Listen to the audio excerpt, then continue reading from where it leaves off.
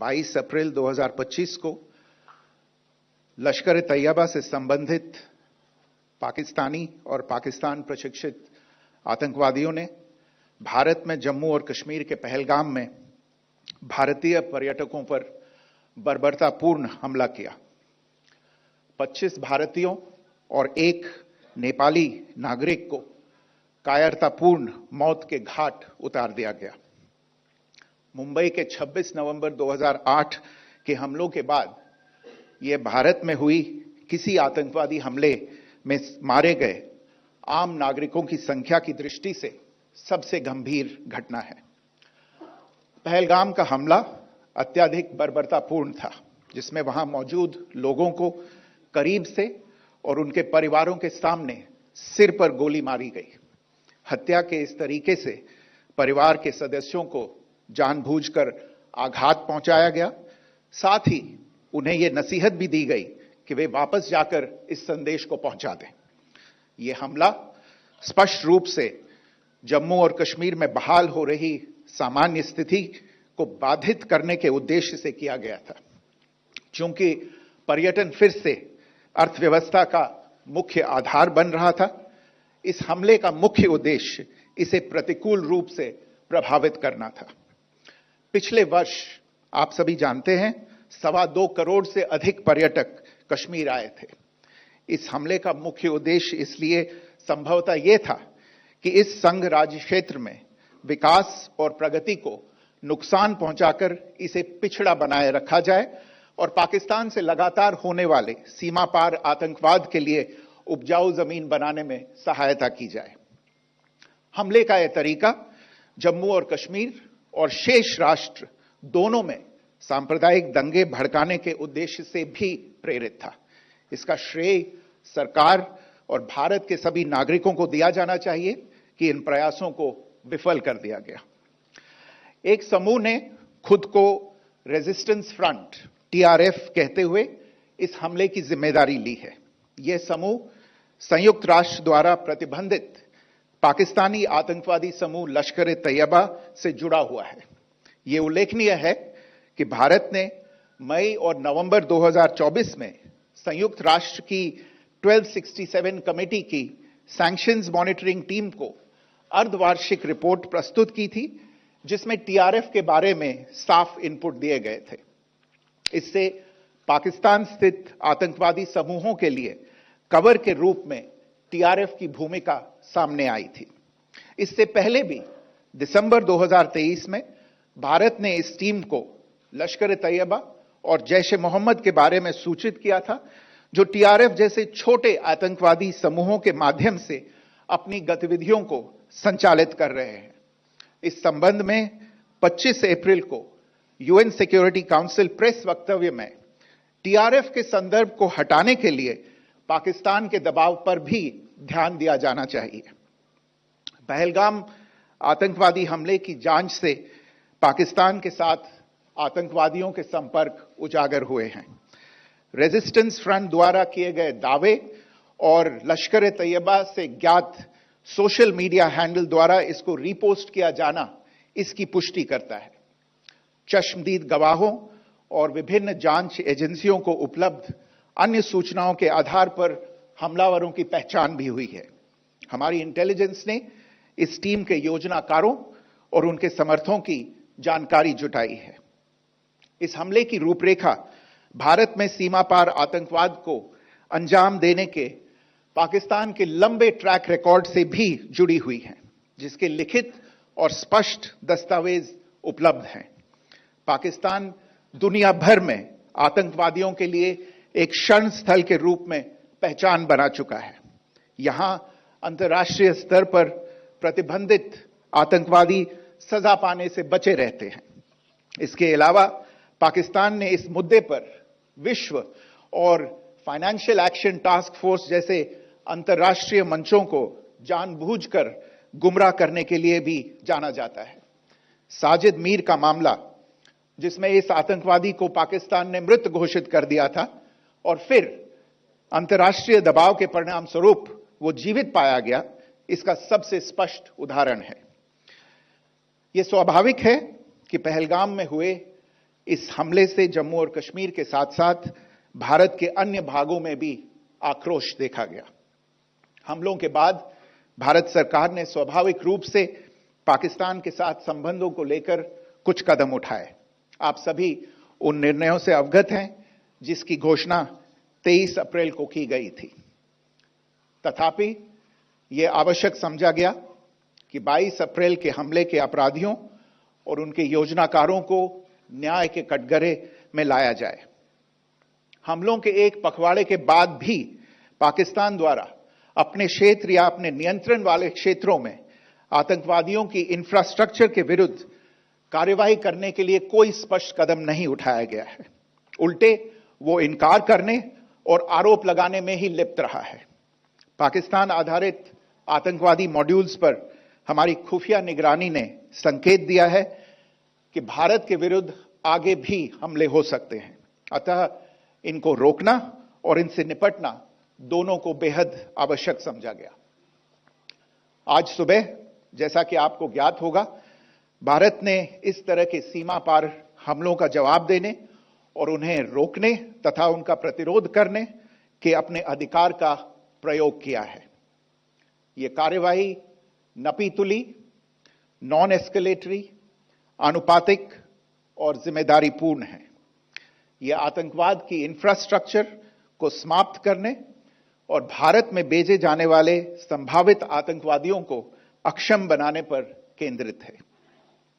आपको यह भी स्मरण होगा कि 25 अप्रैल 2025 को संयुक्त राष्ट्र सुरक्षा परिषद ने पहलगाम आतंकवादी हमले पर एक प्रेस वक्तव्य जारी किया था, जिसमें आतंकवाद के इस निंदनीय कार्य के अपराधियों, आयोजकों, फाइनेंसरों और प्रायोजकों को जवाबदेह ठहराने और उन्हें न्याय के दायरे में लाने की आवश्यकता पर जोर दिया गया था। भारत की आज की इस कार्रवाई को इसी संदर्भ में देखा जाना चाहिए। Good morning. Thank you all for joining this briefing. As you are all aware, on April 22, 2025, Pakistani and Pakistan-trained terrorists belonging to the Lashkar-e-Taiba carried out a savage attack on Indian tourists at Pahalgam in Jammu and Kashmir in India.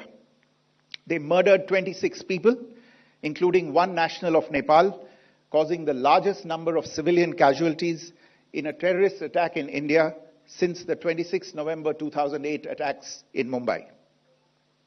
The attack in Pahalgam was marked by extreme barbarity, with the victims mostly killed with headshots from close range and in front of their families. Family members were deliberately traumatized through the manner of the killing, accompanied by the exhortation that they should take back the message. The attack was clearly driven by the objective of undermining the normalcy returning to Jammu and Kashmir. In particular, it was designed to impact the mainstay of the economy, tourism, with a record 23 million tourists visiting the valley last year. The calculation, presumably, was that harming growth and development in the Union territory would help keep it backward and create fertile ground for continued cross-border terrorism from Pakistan. The manner of the attack was also driven by an objective of provoking communal discord, both in Jammu and Kashmir and the rest of the nation. It is to the credit of the government and the people of India that these designs were foiled. A group calling itself the Resistance Front has claimed responsibility for the attack. This group is a front for the UN-proscribed Pakistani terrorist group Lashkar-e-Taiba. It is notable that India had given inputs about the TRF in the half-yearly report to the monitoring team of the UN's 1267 Sanctions Committee in May and November 2024, bringing out its role as a cover for Pakistan-based terrorist groups. Earlier too, in December 2023, India had informed the monitoring team about Lashkar and Jaish-e-Mohammed operating through small terror groups such as the TRF. Pakistan's pressure to remove references to TRF in the April 25 UN Security Council press statement is notable in this regard.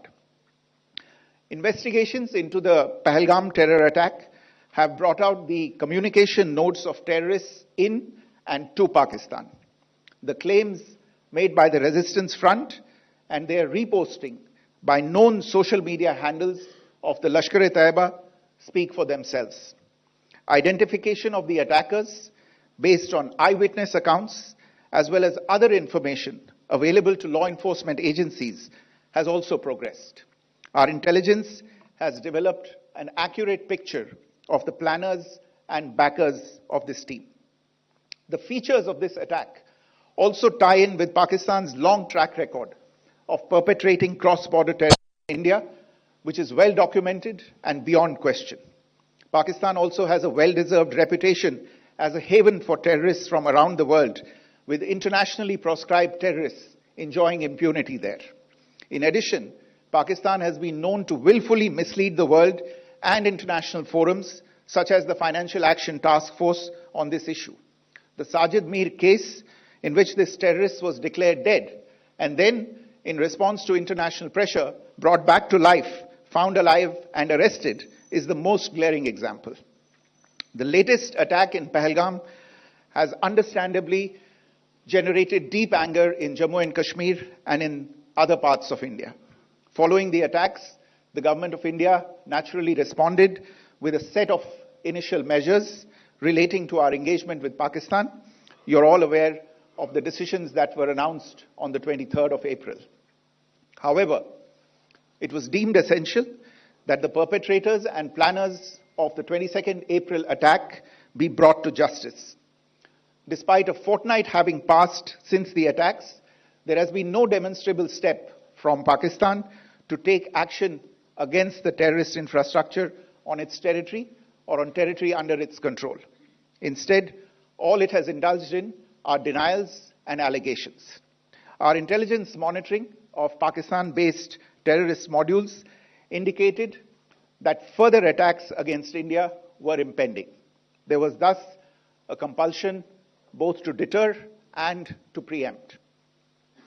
Earlier this morning, as you would be aware, India exercised its right to respond and preempt as well as deter more such cross-border attacks. These actions were measured, non-escalatory, proportionate, and responsible. They focused on dismantling the terrorist infrastructure and disabling terrorists likely to be sent across to India. You would also recall that the Security Council on 25th April 2025 had issued a press statement on the Pahalgam terror attack, underlining, and I quote, the need to hold perpetrators, organizers, financiers, and sponsors of this reprehensible act of terrorism accountable and bring them to justice, unquote. India's latest actions should be seen in this context. Joining me for this briefing on our actions earlier this morning are Colonel Sophia Qureshi and Wing Commander Vyomika Singh. I will request them to share some details regarding Operation Sindoor with all of you. सुप्रभात देवियों और सज्जनों, मैं colonel Sophia Qureshi और मेरे साथ wing commander Vyomika Singh आज आपको 6 से 7 मई 2025 की रात 1:05 से 1:30 बजे के बीच भारतीय सशस्त्र बलों द्वारा अंजाम दिए गए ऑपरेशन सिंदूर के बारे में जानकारी देंगे। ऑपरेशन सिंदूर 22 अप्रैल को पहलगाम में हुए विभत्स आतंकवादी हमले के शिकार मासूम नागरिकों व उनके परिवारों को न्याय देने के लिए लॉन्च किया गया था। इस कार्रवाई में 9 टेररिस्ट कैंप्स को टारगेट किया गया और पूरी तरह से इसे बर्बाद किया गया। पाकिस्तान में पिछले 3 दशकों से टेरर इंफ्रास्ट्रक्चर का निर्माण हो रहा है। इसमें recruitment, indoctrination centres, training areas व लॉन्च पैड शामिल थे, जो पाकिस्तान और पाक अधिकृत जम्मू कश्मीर POJK दोनों में फैले हैं। Operation Sindoor was launched by Indian Armed Forces to deliver justice to the victims of Pahalgam terror attack and their families. 9 terrorist camps were targeted and successfully destroyed. Over the last 3 decades, Pakistan has systematically built terror infrastructure It is a complex web of recruitment and indoctrination centers, training areas for initial and refresher courses, and launch pads for handlers. These camps are located both in Pakistan as well as Pakistan-occupied Jammu and Kashmir areas. Some of the well-known training camps are located, as you can see on the screen. They are distributed from Savai Nala in the north, counting to approximately 21, ending at Bhagalpur to the south. इन लक्ष्यों का चयन विश्वसनीय intelligence सूचनाओं के आधार पर हुआ ताकि आतंक गतिविधियों की रीढ़ तोड़ी जा सके और यह खास ध्यान दिया गया कि निर्दोष नागरिकों और सिविलियन इंस्टॉलेशन को नुकसान न पहुंचे. The selection of these targets for Operation Sindoor was based on credible intelligence inputs and role of these facilities in perpetrating the terror activities. The locations were so selected to avoid damage to civilian infrastructures and loss of any civilian lives. This was done with due diligence, and the camps selected for targeting and their engagement will now be shown to you one by one. POJK के target मैं आपको बताना चाहूंगी. सबसे पहले सवाई नाला camp Muzaffarabad, जो कि पीओजेके के लाइन ऑफ कंट्रोल से 30 किलोमीटर दूर है. यह एक लश्कर-ए तौयबा का ट्रेनिंग सेंटर था. 20 अक्टूबर 2024 सोनमर्ग, 24 अक्टूबर 24 गुलमर्ग, 22 अप्रैल 2025 पहलगाम. इन हमलों के आतंकियों ने यहीं से प्रशिक्षण लिया था. सैयदना बिलाल कैंप मुजफ्फराबाद, यह एक जैश ए मोहम्मद का स्टेजिंग एरिया है. यह हथियार, विस्फोटक और जंगल सर्वाइवल ट्रेनिंग का केंद्र भी था. गुलपुर कैंप कोटली, यह एलओसी से 30 किलोमीटर दूर था. लश्कर-ए तौयबा का बेस था जो रजौरी, पुंछ में सक्रिय था. 20 अप्रैल 2023 को पुंछ में और 9 जून 2024 को तीर्थ यात्रियों के बस हमले में यहीं से आतंकी को ट्रेन किया गया था.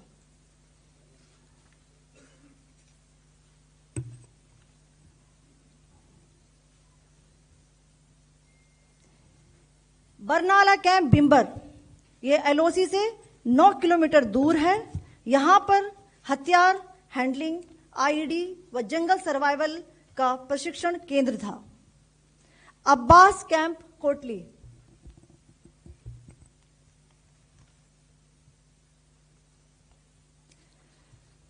यह एलओसी से 13 किलोमीटर दूर है.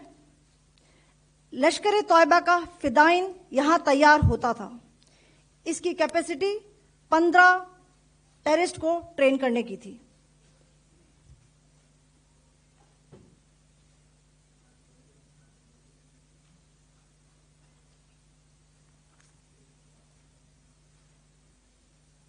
अब मैं पाकिस्तान के अंदर के टारगेट से अवगत कराना चाहूंगी. पहला, सर्जल कैंप सियालकोट. यह अंतर्राष्ट्रीय सीमा से 6 किलोमीटर की दूरी पर है, सांबा कठुआ के सामने.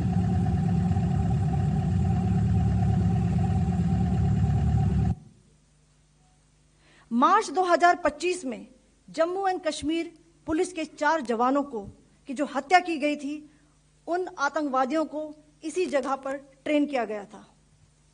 दूसरा, महमूना जाया कैंप सियालकोट.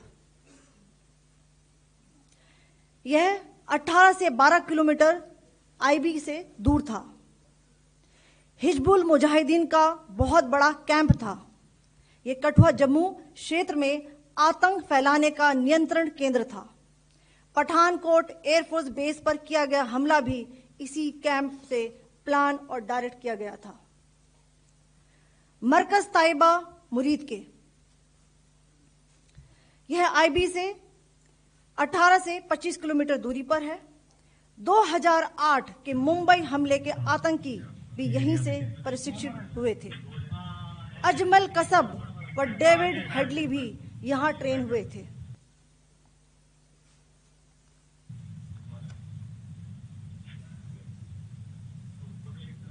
आगे दूसरा आया।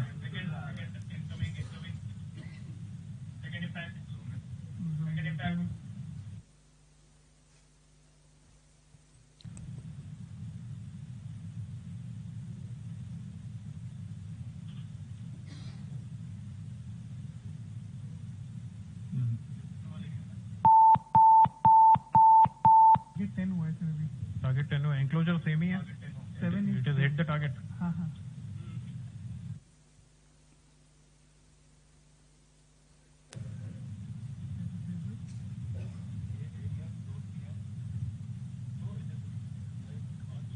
आ गया सर, इम्पैक्ट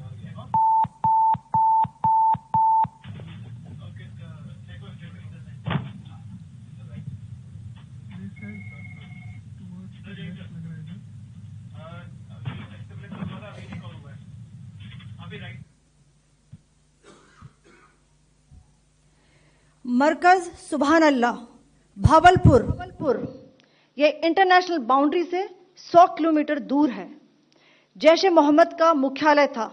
यहां पर रिक्रूटमेंट, ट्रेनिंग व इंडॉक्ट्रिनेशन का केंद्र भी था। शीर्ष आतंकी अक्सर यहां आते थे। मैं आप सबको बताना चाहती हूं कि किसी भी सैन्य ठिकाने का निशाना नहीं बनाया गया और अभी तक किसी तरह की नागरिक क्षति की रिपोर्ट नहीं है। धन्यवाद। जय Hind. The strike on the terror camps were undertaken through precision capability, as shown to you. A niche technology weapons with careful selection of warheads was ensured so that there will be no collateral damage. The point of impact in each of the target was a specific building or a group of buildings. All the targets were neutralized with clinical efficiency, and the results reiterate the professionalism of the Indian Armed Forces in the planning and execution of their operations. No military establishments were targeted. India has demonstrated considerable restraint in its response. However, it must be said that the Indian Armed Forces are fully prepared to respond to Pakistani misadventures, if any, that will escalate the situation. Jai Hind, and thank you very much. Ladies and gentlemen, friends in the media, I ask your indulgence today in view of the fact that this is still an evolving situation. We will therefore not be able to take questions and answers today, but we will come back for more updates and more briefings shortly. Thank you all very much for joining us this morning. Thank you. Jai Hind.